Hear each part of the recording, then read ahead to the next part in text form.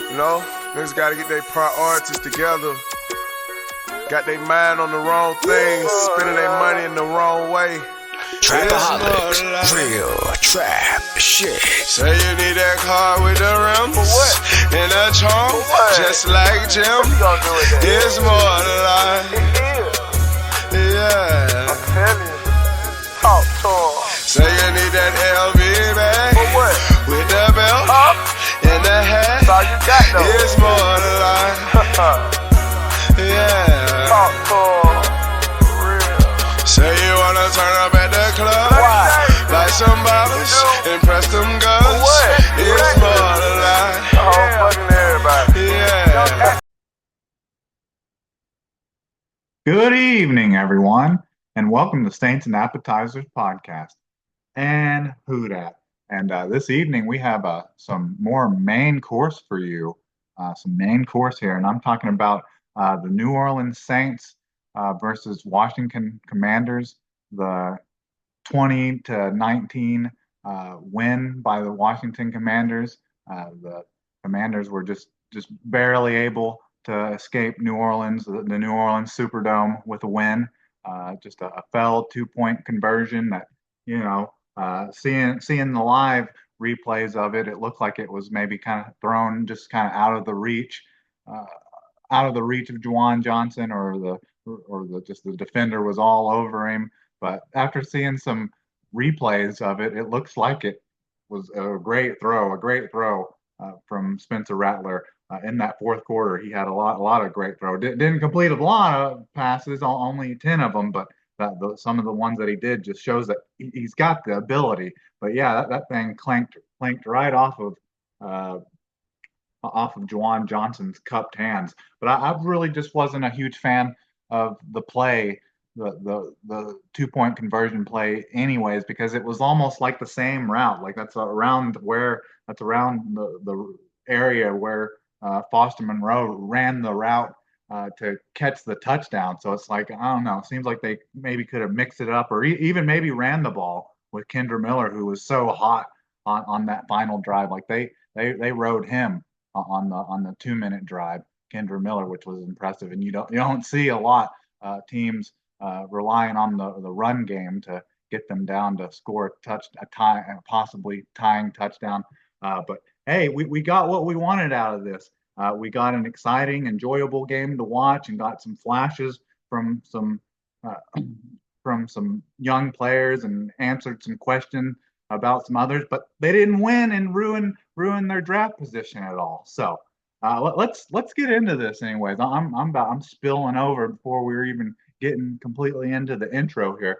But we're gonna go over this Washington Commanders versus New Orleans Saints 20-19 loss for the Saints, which happened Sunday, December 15th, 2024, and that was 1 Eastern, noon Central Time in the Caesar Superdome. But anyways, let's get into this. So can I get a menu? And so I just wanted to get into like some stats here, because we're already spilling over on individual players and some comments of how the game kind of played out. But let's see. So the Washington Redskins, it seemed like they were just playing with the Saints. The Saints had the Redskins had multiple opportunities to just put the nail in them, or go up 2-3 touchdowns in this game, but just were never able to do it. They had 23 first downs, so just the Saints 17 first downs. And then we talked about the rushing coming into this game, how Drew Lock went off on the Saints last week with the Giants, and just thinking, like, if Drew Lock can have 5 carries for 60 yards, then what the heck might Jaden Daniels do to them? But they ended up having kind of like a similar day to what the Giants did, where the most of their damage was caused by their quarterback and Jaden Daniels. But he didn't get too overly crazy like I was thinking. I was thinking maybe he's going to go for 100 yards and a touchdown. He wasn't quite that good. Jaden Daniels, he was 11 attempts for 66 yards, so kind of similar numbers to what Drew Lock did. And then They had the rest, Brian Robinson picked up, and the Saints did pretty good against him with him having 21 carries for 65 yards. So it was kind of similar day to what the Saints kind of dealt with against the Giants last week, where you're getting a good portion of of of your rushing yards are coming from your quarterback, and then the rest are coming from another player, but they're not even looking as good as your running back. But yeah, they had 35 carries for 137 yards and no touchdowns. And then this may have been the one of the lowest rushing totals of the Saints had all year, and I'm a little surprised that it's as low as it is now that I'm seeing the total because of how good Kendra Miller looked at times in this game. But maybe it's because went out in the Alvin Kamara uh, went out of the game late in the third, so he may have been able to pick up some more yardage there, maybe 10, 20 more yards maybe added to the total. But the Saints only had 16 carries for 69 yards and no touchdowns. And the yardage, Kendra Miller looking so good. He had 9 carries for 46 yards and 17 long, and then was targeted once but didn't have a catch. But man, he was ripping off like these 10, 15-yard carries on the opportunities as he was getting, and he had like 110 and 115-yard carry on that 2-minute drive, where it's just like, man, the Redskins just are not playing the run at all. Thinking the Saints with a minute and 50 and a timeout aren't going to run. Well, they did. So got to applaud Clint Kubiak a little bit going off of track, running the ball on your 2-minute drive. And then Alvin Kamara, he only had 5 carries for 12 yards, no touchdown. So he didn't, before he left the game with the injury, didn't do much in the rushing game, but he was impressive in the receiving game. He had 5 targets, 4 catches for 58 yards and a touchdown, which that one touchdown was a 29-yard touchdown catch, I think. Let's see, or no, it was a 21-yard touchdown pass, which was a throwback, like a throwback to Cedric Wilson and a wide receiver pass. So that was a trick play that they were able to catch the Commanders in. About the only way the Saints were able to really move the ball. Sunday was either trick plays or running when they absolutely don't expect you to.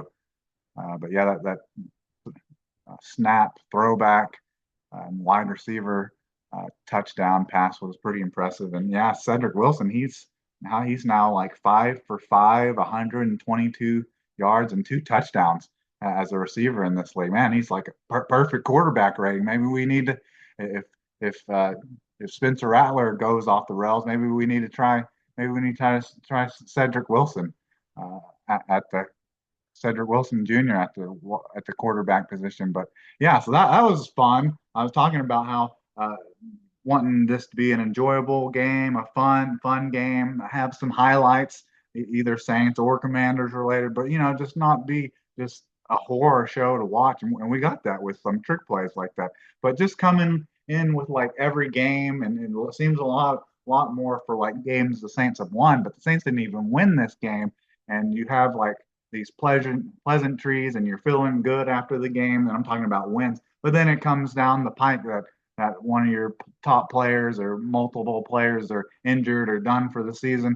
And hell, the Saints didn't even win this game. That's what is seemingly happening with this game coming out of the outcome. Because I felt great. This is probably maybe the best I've ever felt after the Saints have lost a game.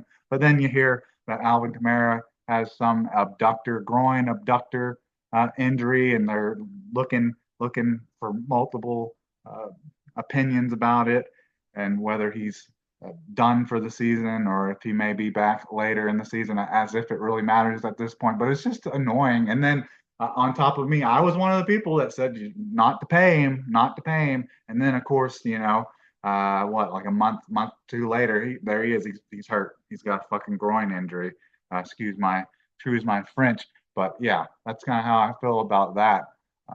And oh yeah, and we enjoyed the Spencer Rattler experience. We basically got the second quarter Spencer Rattler in the second quarter version of Spencer Rattler in the fourth quarter versus the Commanders is basically what we got because they put up 12 points. Could have been 13 if they just kicked the field goal like they did in the second quarter a couple months back against the Buccaneers, where they scored what 27 points or something ridiculous, crazy like that in the second quarter. So just need more from seeing that and seeing those type of uh, uh, offensive outputs by the Spencer Rattler led Saints. Just need to have a little more consistency. Don't need to just be exploding in one quarter and then being dead for the rest of the game or the prior quarters. And then so that's the rushing. Got off on a little bit of a tangent there, and then uh, passing. Jaden Daniels, he was deadly accurate and surprising considering how under pressure he was throughout this game. Like he was under pressure like the entire game, but still was very productive and very accurate and just on point and on time and just even with being sacked as many times as he wasn't making any crazy throws or putting the ball in harm's way. But he was 25 for 31 for 226 yards and two touchdowns. And then the Saints quarterback. So this is Spencer Rattler and Jake Hayner, GQ Jake Hayner, who literally didn't do anything. Had like one of the worst halves of football in like Saints history or just NFL history because he was what was he? He was like 4 for 10 for 45 yards, I think. Let's see. Yeah, he was 4 for 10 for 49 yards. Jake Hayner was. So we're breaking their numbers up a little bit, and then Spencer Rattler was 10 for 21, 135 yards, a touchdown, a long of 39, and a quarterback rating of 84. But their total was 15 for 32, 205, two touchdowns, and interception. And oh yeah, the other had three quarterbacks actually, three passers in this game because you had Spencer Rattler, Jake Hayner, and then you had Cedric Wilson Jr., who we already kind of went over, was 1 for 21 and a touchdown and 158.3 quarterback rating, a perfect quarterback rating, just like his entire career when he was in Dallas and throwing touchdowns to Dak Prescott. And then the sack numbers are big ones here. The biggest issue I think that the Redskins or Commanders were having in this game that was kind of keeping the Saints in this game. The sacks and then the the penalties that they were having. But yeah, that's crazy. Uh, the Commanders, Jaden Daniels, he was sacked 8 times for 37 yards of loss. And like each time, you get one of those sacks, and he's running around all crazy and not. It's the crazy thing to me about that is that he gets sacked that many times, but the Saints are never able to get a strip sack or just gets sacked that many times, gets sacked 8 times, but never gets shooken up, never gets even a little rattled from it, which is wild. But you have the Saints over here with 3 sacks, all Jake Hayner, which that's what was maybe the most impressive thing from this game is that Spencer Rattler was able to avoid getting sacked after this game, coming in for Jake Hayner, who was literally running into sacks, literally falling down and getting in the fetal position to take a sack.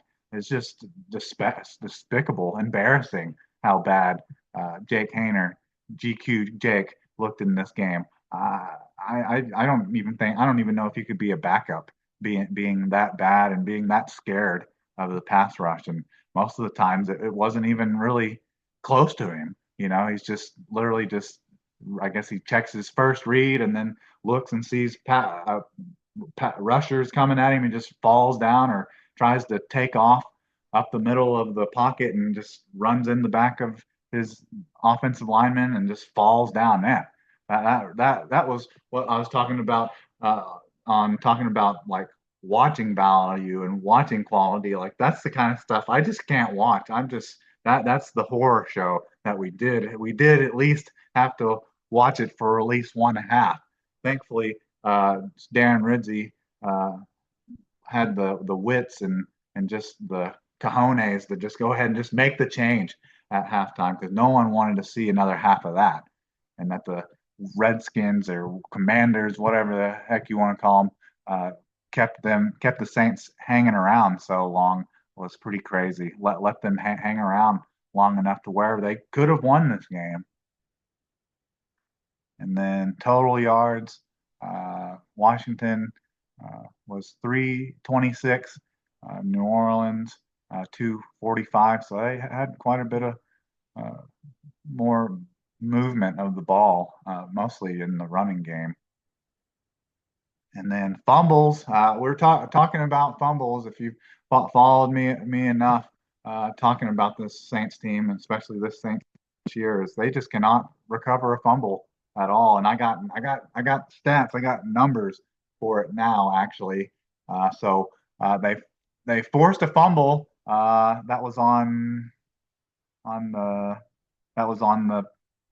Commanders' second touchdown drive in the second quarter. It was like around the 5:38 mark of the second quarter where they got their second touchdown. Well, they stopped the runner, whoever was running with the ball. I'm trying to see who that was.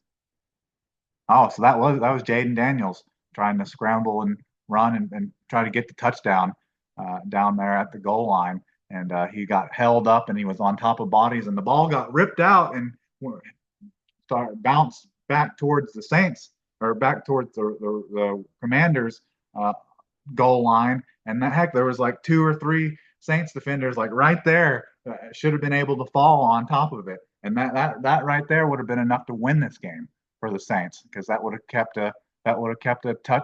points off the board for the Saints there. But of course, no, they weren't able to do it. Some other Commanders player was able to jump on it, but that was just so frustrating. The Saints seem to force 1 or 2 fumbles every game, but are never able to recover them. And now I got the numbers for the 2024 Saints have forced 11 fumbles this year. They've forced 11 fumbles this year, which is like 8th in the league, I believe, tied for like 8th in the league. But they have only recovered 4 of them, which is 30th in the league. So that shows you we're not making this up. This isn't just in my head that the Saints are like one of the worst fumble recovering teams I've ever watched. And then it's gotten completely flipped. They're basically completely flipped from what they were in 2023, where they had forced 8 fumbles, but they had actually recovered 11. So I'm guessing they recovered a couple fumbles that were unforced fumbles that they were able to recover. So it just shows you how it's just completely flipped on its head. So now they can't even recover even half of the ones that they actually force or recover ones that were unforced fumbles. So that's an annoying thing. There's just a couple things in this game that if they would have went the Saints' way, the Saints would have won this game. Let me see if I can get into before we get too far into this other stuff here. So Washington didn't turn the ball over, and then New Orleans had the 1 interception by Jake Haener. I just don't know how Washington didn't turn the ball over. I don't know how you don't get strip sacked when you've been sacked 8 times, or even just throw up a lollipop after being scared to take your 10th, 12th hit, or wanting to avoid that 8th sack, just throwing up a lollipop for an interception. So I guess that's why we can definitely look at Jaden Daniels and say that he's him and he's different. So talked about turnovers, but Field goals were a bit of a head scratcher in this game as well because it was, let's see, it was the first it was the first field goal that let's see, trying to see where, no, it was the second. No, no, no. It was the first touchdown that the Saints uh, weren't able to capitalize on on the field goal on being able the defense being able to hold the Commanders to a field goal because they basically did exactly the same thing that happened to Peyton Turner last week against the Giants, where they had a unsportsmanlike conduct, unnecessary roughness call like during the kick, which ended up giving them a first down and ended up giving them 4 more points for the touchdown because just like the week before, he had Peyton Turner getting body slammed by a field goal protector, taking their 3 points off the board, forcing them to punt. And then in this one, originally when they said it, they said that it was Peyton Turner that did it. So it was just like it all came kind of full circle for a minute. But then they showed the replay and of actually who it was, but it was, I guess, uh, Carl Granderson need the long snapper in the head, which you're not able to even just touch the long snapper because they're a defenseless player, which ended up giving that alone, if that play didn't happen, that would have been enough for the Saints to win. So that's the 4 points there that the Commanders got out of a lucky call, but it was the right call, and then it was the second field goal that the Commanders made. Yeah, the second field goal, which originally should have been missed at the end of the third quarter, but the refs gave them another shot at it. I guess they didn't blow the play dead. The Commanders kicker Greg Joseph missed a 41-yarder, but because there was already triple zeros on the clock, it didn't count. So he was able to kick it again, and then of course he made it. So if the Saints would have just got one of those plays, would have went in the Saints' uh, favor. They could have won this game, or just Juwan Johnson catching a 2-point conversion that clanks right off of his hands would have been nice as well. So that was some of the field goal nonsense that was in this game, and then penalties. I think we mentioned the penalties a little bit of how that kind of helped the Saints stay in this game, but also hurt them a little bit too. Even though they didn't have that many penalties, the Saints only had 4 penalties for 36 yards of loss in this game, but that one was a backbreaker, the first one that they had, which ended up taking a field goal off the board and ended up putting a touchdown on the board. That was probably the most painful, most the worst penalty of all from the Saints or the Saints or the Commanders. That definitely was the most brutal and devastating penalty of all because the Saints defense and the whole Houdat, the team and everyone in the building thought they'd stopped them for a touchdown. Next thing you know, they're 15 yards and they're back in Saints red zone. So the Saints were just 4 for 36, but one really super crucial knee to long snapper's head on a field goal attempt. But then Commanders, they were just keeping the Saints in this because they had 9 penalties for 84 yards, and they just kept shooting themselves in the foot, kept backing themselves up and making it to and second and third and long, making it to where it was more reasonable for the Saints to maybe actually be able to get a team that's obviously so much better than them off the field. And then fourth down conversions, Commanders were 1 of 1, and then New Orleans was 1 of 1. And then this is one of like the biggest statistic that the Saints didn't get absolutely blown out, or the Commanders should be ashamed of themselves that they didn't blow the Saints out. But the Washington Commanders had 40 minutes and 50 seconds of the 60-minute game clock, and the Saints only had 19 minutes and 10 seconds. They had the ball more than 20 minutes more than them. That's just wild. More than 20 minutes than them, and didn't absolutely dog walk the Saints. That's crazy to me. So those are just some of the stats. Let's get into some of I guess we can talk about Spencer Rattler a little bit. So we talked about his numbers a little bit. So he was 10 of 21 for 135 and a touchdown, along with 39, a quarterback rating of 84.4, and surprisingly didn't try to run the ball or try to scramble really all that much. But I think that improved. The biggest stat of his is that he wasn't sacked the entire second half of the game.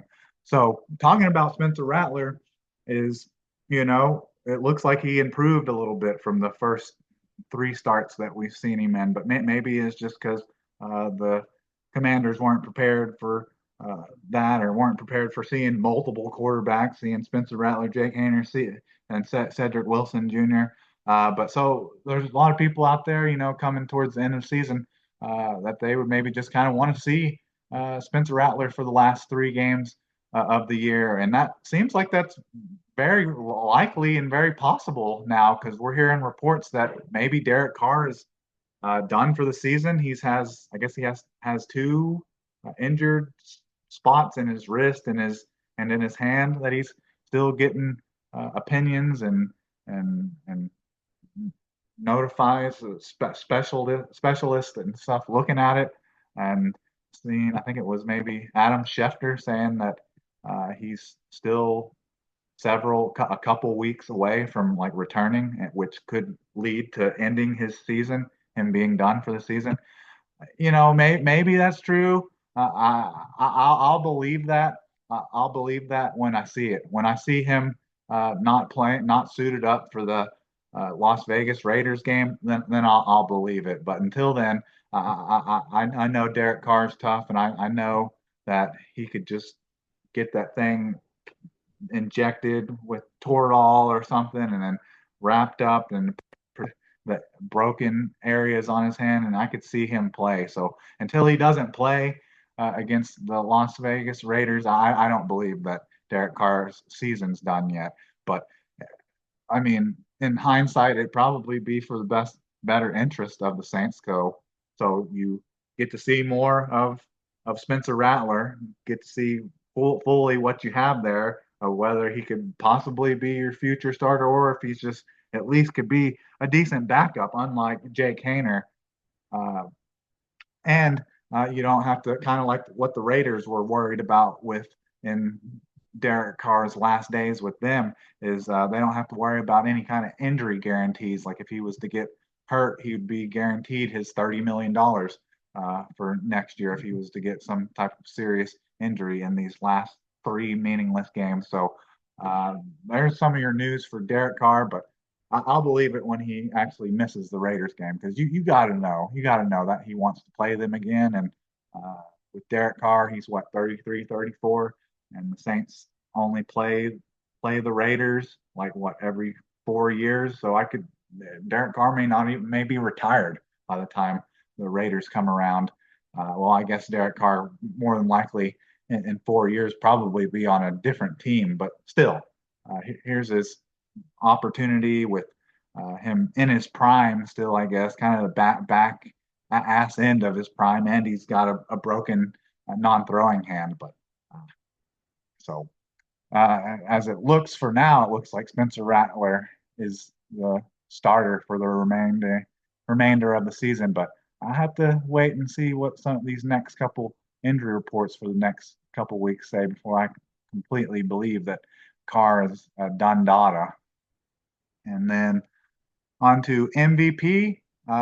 We wanted to completely forget and dismiss anything about Marshawn Lattimore and having him saying that after this game that we were going to regret ever trading him. Well, I don't think that even with my MVP, my pregame defensive MVP, not showing out like we would have liked. I still don't feel as if I want Marshawn Lattimore back, and I don't think the defense was the issue really in this game. But I don't think I can give Kool-Aid McKinstry the the the MVP for this game because he did get beat a couple times uh, by uh, by Terry McLaurin and got beat by for a touchdown by Terry McLaurin. But Kool-Aid McKinstry had six combined tackles, four solo, two assists, one tackle for loss, and then he didn't have any pass deflections or or interceptions or anything like that. So I wouldn't say that Kool-Aid McKinstry he didn't pull through for my MVP pick. He didn't show up for me. I should have picked someone on the defensive line because there was multiple with the 8 sacks that the Saints had. We'll go through all of those real quick.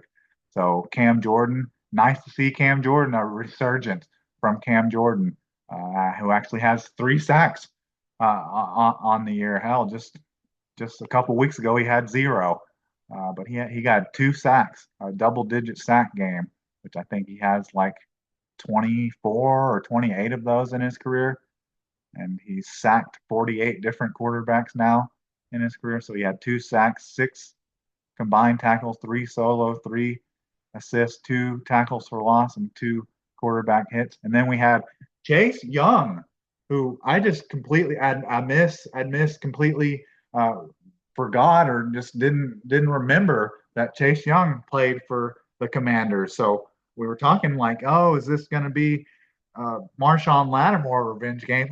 Get that stuff out of here. Get that stuff out of here. Not a Marshawn Lattimore revenge game because it was much different with how Chase Young like had a great rookie season, then got injured, and then got kind of jerked around a little bit, and then traded again. So definitely feels a lot more like a Chase Young injury revenge game because he played what 3 or 4 years with the Commanders before he got traded a couple times, got uh, traded to the 49ers, and then became a free agent and picked up by the Saints. So he got jerked around more, and that was coming off of an injury as well, I guess you can say, with Marshawn Lattimore. But he only played 3 or 4 seasons with Chase Young or with the Commanders.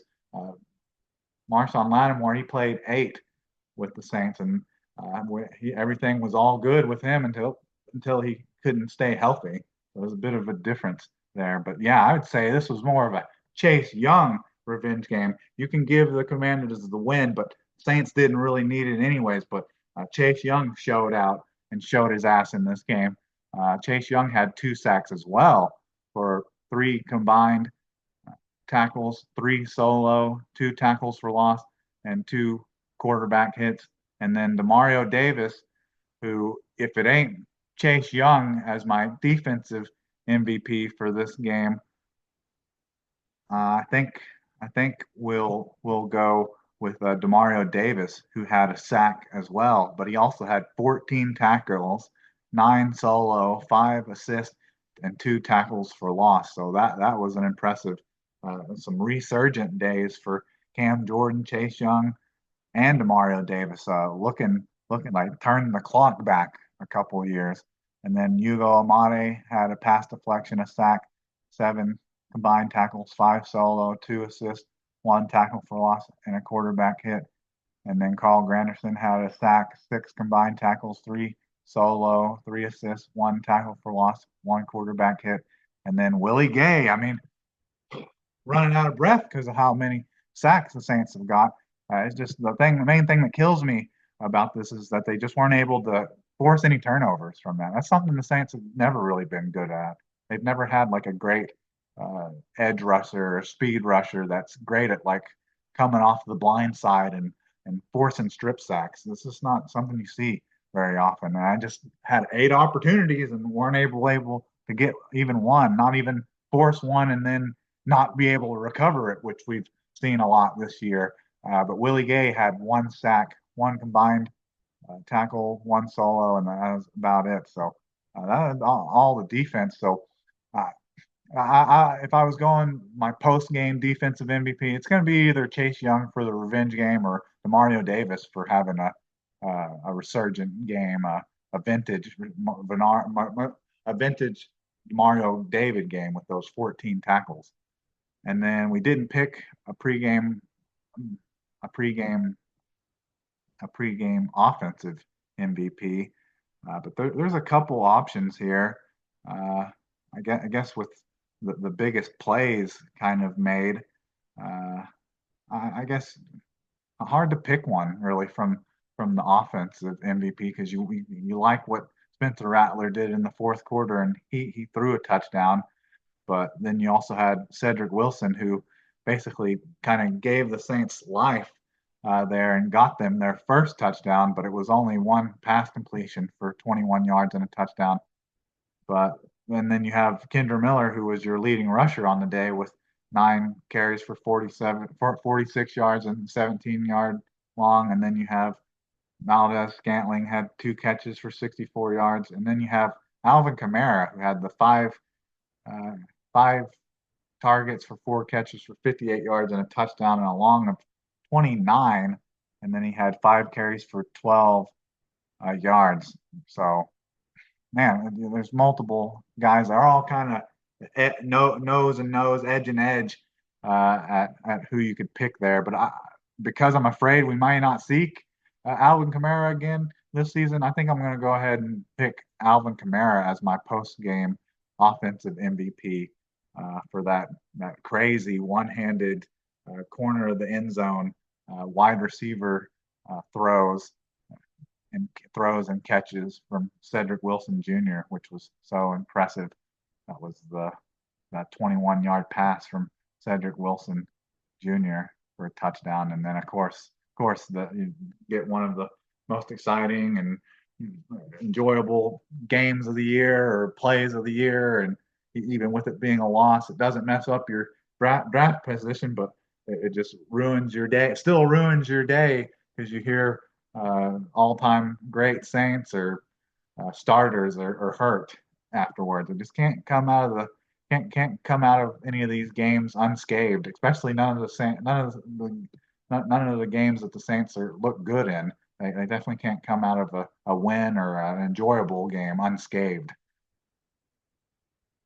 And then special teams. Let's see. I guess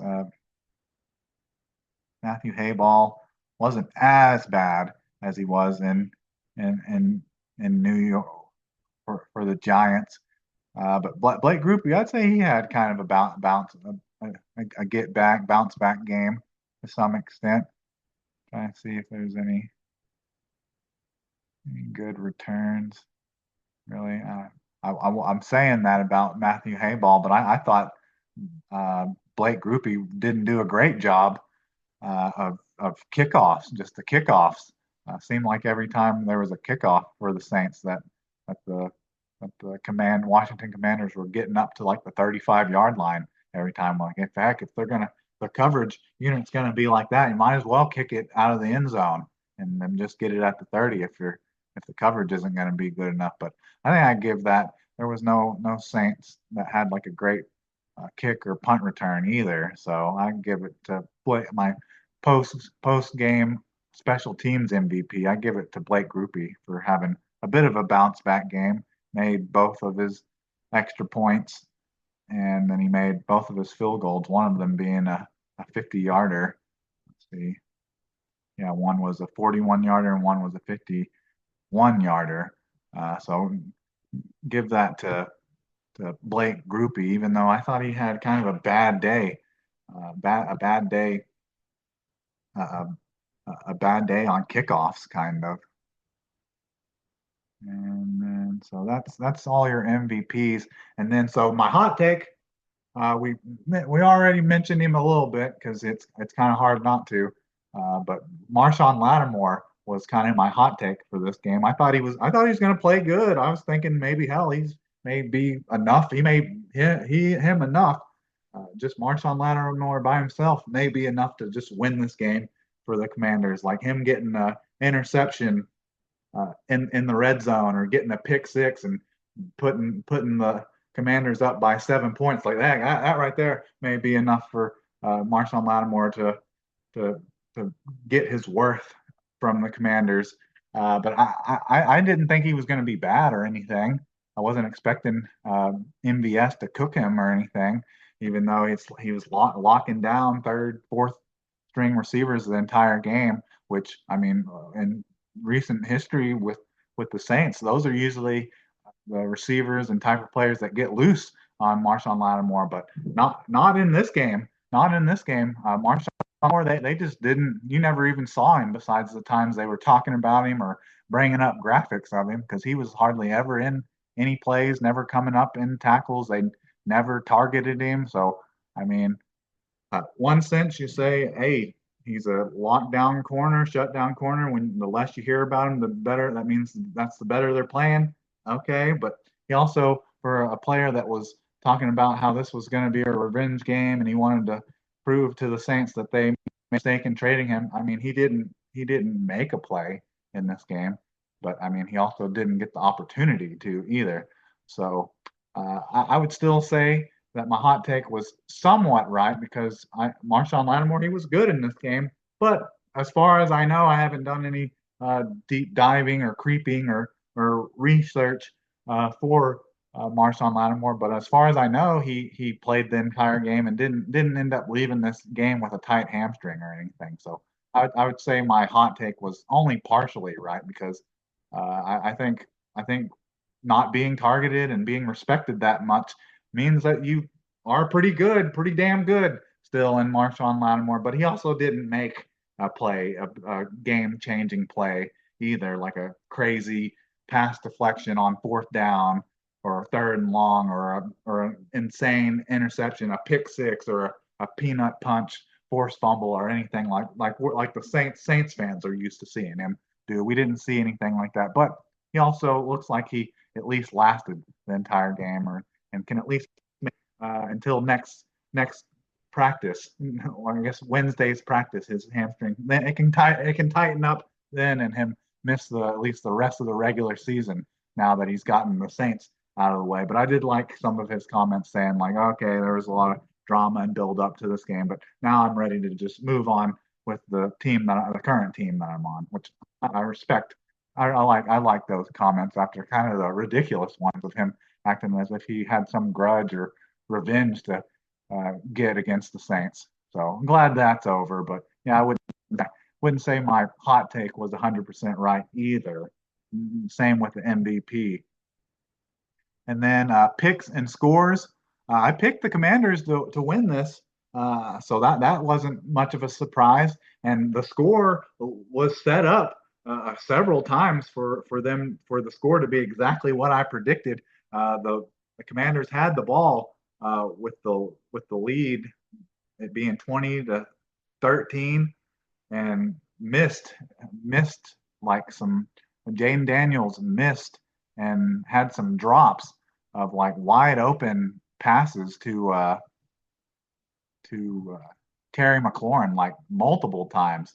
Terry McLaurin still had a big day in this game. Should he had 10 targets for 7 catches for 73 yards and 2 touchdowns, one of them being on Kool-Aid McKinstry, and then a long of 25 yards. He should have had like more like 4 touchdowns and maybe like 150 yards receiving in this game because when they were up 20-13 a couple times on those drives, some of those drives just ended off of like deep balls to a wide open Terry McLaurin, so to where they could have easily gone up and made this game just completely put this game out of reach, 27-13, which was what my original score and prediction for this game was. But I don't know, they just kept playing around, getting penalties, missing wide open Terry McLaurin's, getting sacked, and just letting the Saints get that final 2-minute drive and getting to march down and if they would have wanted to,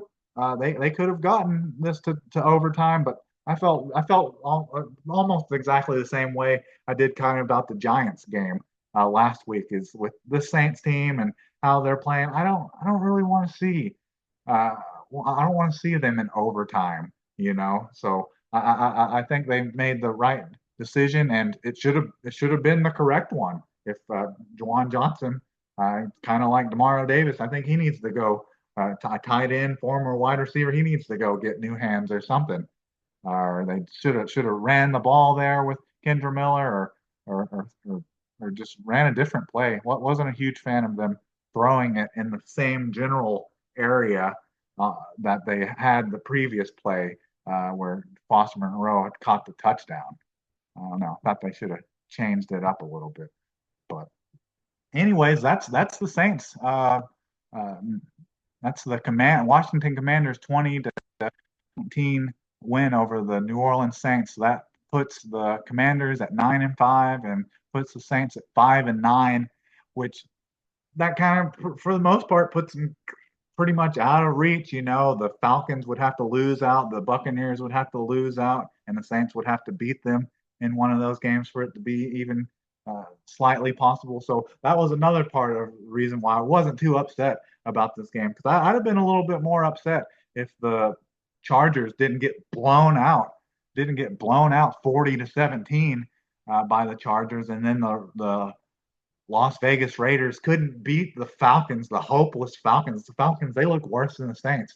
They were barely able to beat the yeah, they were barely able to beat the Las Vegas Raiders 15-9 the other night. So if the Buccaneers and the Falcons would have lost both of those games, I'd be contemplating and thinking and playing this game out a little bit more in my head about how, oh man, if just this would have went that way or that would have went this way, they would have won, and then they'd only be like one and a half game out of first place. But thankfully, the Buccaneers just went ahead and blew the Chargers out, which I was surprised by that. The Buccaneers looked really good, and then the Falcons, they just looked like trash, and the fact that the Raiders couldn't beat them.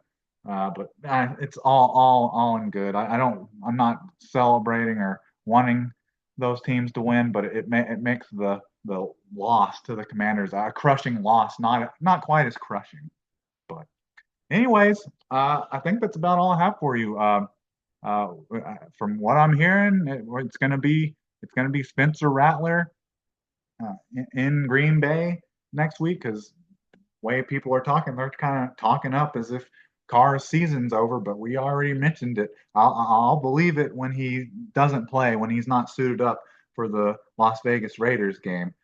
Uh, but but for now, it's Spencer Rattler for now, and with how bad Jake Hayner was, I find it hard to believe what we'll see him in uh, play again, unless something happens to Spencer Rattler. But uh, for now, it's a tough place to play and tough place to go for a rookie quarterback like Spencer Rattler, and playing a good team in Green Bay, playing in a tough environment on the road. But what I'd like to see, I would love to see him continue to be able to avoid sacks, because from what we're seeing, quarter sacks are a quarterback sack, because uh, Derek Carr in the 10 games he's played this year has only been sacked 8 times. Jaden Daniels was sacked 8 times in this game. And then we go back to, I want to say Jake Hayner and Spencer Rattler in their first 3-game run were sacked like 10 times. So I'd like to see Spencer Rattler continue to be able to avoid sacks and be able to get rid of the ball, but also want to see some more of those great throws, some of those highlight plays and stuff that he makes, but not just in one quarter. I would like to see that it spread out a little bit and be a little more consistent, and see him making all those plays when it actually matters, when they're not just fighting from a huge deficit, fighting from uh, a 20-7, or not, yeah, 17-0, coming back from 17-0. It's a little easier to to operate when it looks like all's lost anyways. So I like to see him put a drive together in a game that's close and not already into the fourth quarter would be nice. But just want to see more consistency of that and be able to continue to avoid sacks. That's all I want from Spencer Rattler. And I'm hearing the noise about Derek Carr's hand, but I still want to see him against the Raiders. I want to see him put up a 40 burger or something on them just to get his revenge, and then we can just wipe our slate and our plate clean of Derek Carr as his history as a New Orleans Saints. But anyways, I think that's about all I have for you. So who dat? And can I get a check, please?